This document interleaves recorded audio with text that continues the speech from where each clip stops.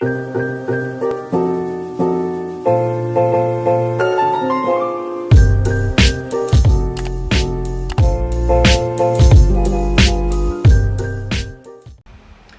semuanya, perkenalkan nama saya Diego Armando Bustani dari kelas 7 DAM dengan NIM 2065176. Jadi di video saya kali ini saya ingin menjelaskan tentang kalkulasi biaya berdasarkan aktivitas. Selamat menonton. Yang pertama ada biaya per unit, yaitu total biaya yang berkaitan dengan unit yang diproduksi dibagi dengan jumlah unit yang diproduksi. Yang kedua, ada pentingnya biaya per unit. Bagi perusahaan manufaktur, biaya per unit penting untuk penilaian persediaan, penentuan laba, dan pengambilan sejumlah keputusan penting, seperti pengajuan penawaran, keputusan mengenai merancang dan memperkenalkan produk baru, keputusan menerima pesanan khusus, keputusan investasi. Selanjutnya ada pentingnya biaya per unit bagi perusahaan jasa. Perusahaan jasa juga memerlukan informasi biaya per unit untuk mengidentifikasi nilai dari unit atau jasa yang akan dihasilkan atau dijual.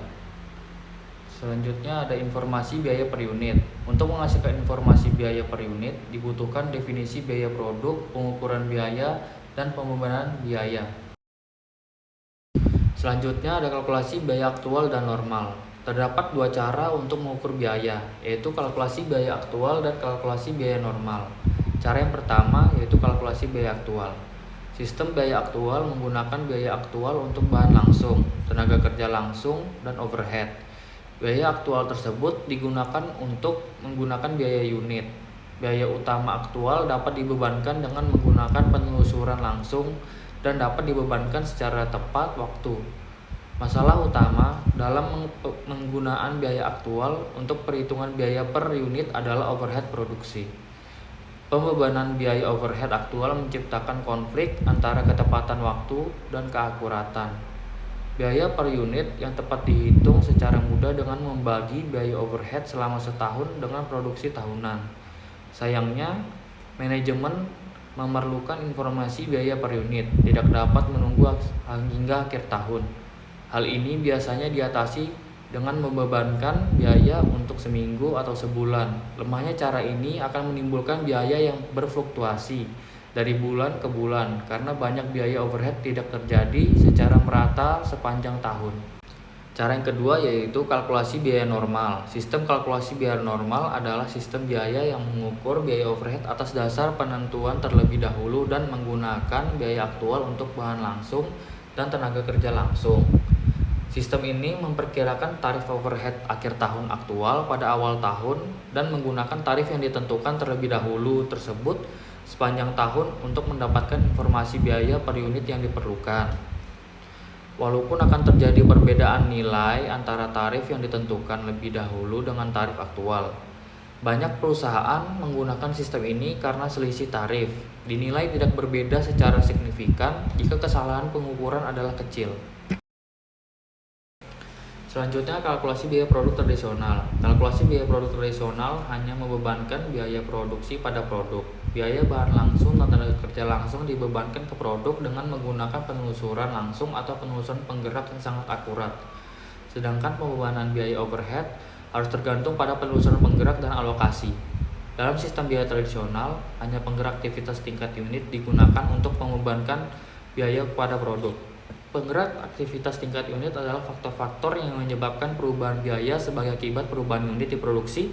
Penggerak aktivitas berdasarkan unit membebankan overhead kepada produk melalui penggunaan tarif pabrik secara menyeluruh atau departemental. Contoh-contoh penggerak unit yang secara umum digunakan untuk membebankan overhead meliputi: yang pertama yaitu unit yang diproduksi, kedua jam tenaga kerja langsung, 3 satuan mata uang tenaga kerja langsung, 4 jam mesin, 5 bahan langsung. Setelah kita mengidentifikasikan penggerak atau drivers tingkat unit yang mungkin, tetap harus memprediksi tingkat keluaran aktivitas yang diukur oleh penggerak tersebut. Walaupun setiap tingkat yang wajar dari aktivitas dapat dipilih, dua kandidat utama adalah aktivitas aktual yang diharapkan dan aktivitas normal. Tingkat aktivitas yang diharapkan, expected activity level, adalah keluaran aktivitas yang diharapkan dicapai oleh perusahaan pada tahun yang akan datang. Tingkat aktivitas normal atau normal activity level adalah keluaran aktivitas rata-rata yang merupakan pengalaman perusahaan dalam jangka panjang atau volume normal dihitung selama lebih dari 1 tahun. Tingkat aktivitas yang lain untuk menghitung tarif overhead adalah tingkat aktivitas teoritis atau theoretical activity level, yaitu keluaran maksimum yang absolut, dan tingkat aktivitas praktis atau practical activity level, yaitu keluaran maksimum yang dapat direalisasikan jika segala sesuatu beroperasi dengan efisien. Selanjutnya ada kalkulasi biaya pesanan. Yang pertama ada konsep metode harga pokok pesanan. Dalam metode ini, biaya-biaya produksi dikumpulkan untuk pesanan tertentu dan harga pokok produksi persatuan dihitung dengan cara membagi total biaya produksi untuk pesanan tersebut dengan jumlah satuan produk dalam pesanan yang bersangkutan. Pada pengumpulan harga pokok pesanan, di mana biaya yang dikumpulkan untuk setiap pesanan atau kontrak atau jasa secara terpisah, dan setiap pesanan dapat dipisahkan identitasnya. Atau dalam pengertian yang lain, penentuan harga pokok pesanan adalah suatu sistem akuntansi yang menelusuri biaya pada unit individual atau pekerjaan, kontrak atau tumpukan produk yang spesifik. Yang kedua ada karakteristik biaya pesanan. Karakteristik yang pertama, sifat produksinya terputus-putus tergantung pada pesanan yang diterima. Karakteristik yang kedua, bentuk produk tergantung dari spesifikasi pemesan.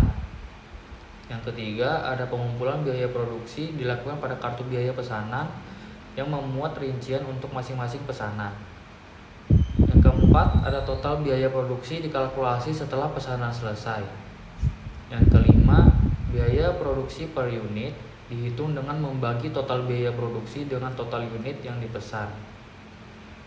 Yang keenam ada akumulasi biaya umumnya menggunakan biaya normal. Lalu karakteristik yang ketujuh atau yang terakhir yaitu produk yang sudah selesai langsung diserahkan pada pemesan. Yang ketiga ada kartu biaya pesanan. Kartu biaya pesanan adalah dokumen dasar dalam penentuan biaya pesanan yang mengakumulasi biaya-biaya untuk setiap pesanan. Karena biaya diakumulasi setiap batch atau LOI, dalam sistem biaya pesanan menunjukkan bahan baku langsung dan tenaga kerja langsung, serta biaya overhead pabrik yang dibebankan untuk suatu pesanan. File kartu biaya pesanan yang belum selesai dapat berfungsi sebagai buku besar tambahan untuk persediaan dalam proses.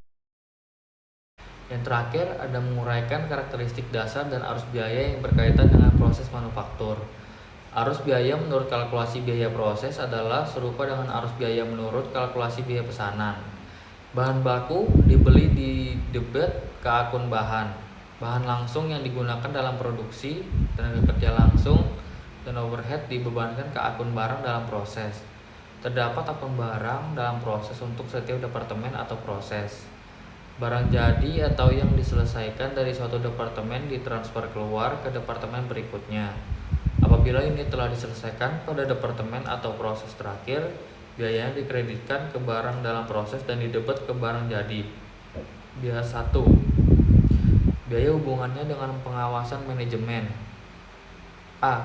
Biaya rekayasa. Taksiran unsur biaya yang dibebankan dengan jumlahnya yang paling tepat dan wajar. B. Biaya kebijakan atau discretionary cost. Semua unsur biaya yang sejumlahnya bervariasi sesuai dengan kebijakan manajer pusat pertanggungjawaban. C. Biaya komite atau sunk cost. Biaya yang merupakan konsekuensi komitmen yang sebelumnya telah dibuat dan yang tidak dapat dihindarkan. Jadi itu saja penjelasan yang dapat saya sampaikan. Kurang lebihnya mohon maaf. Dan jangan lupa di like, komen, dan subscribe. Terus jangan lupa di share ke teman-teman kalian. Terima kasih.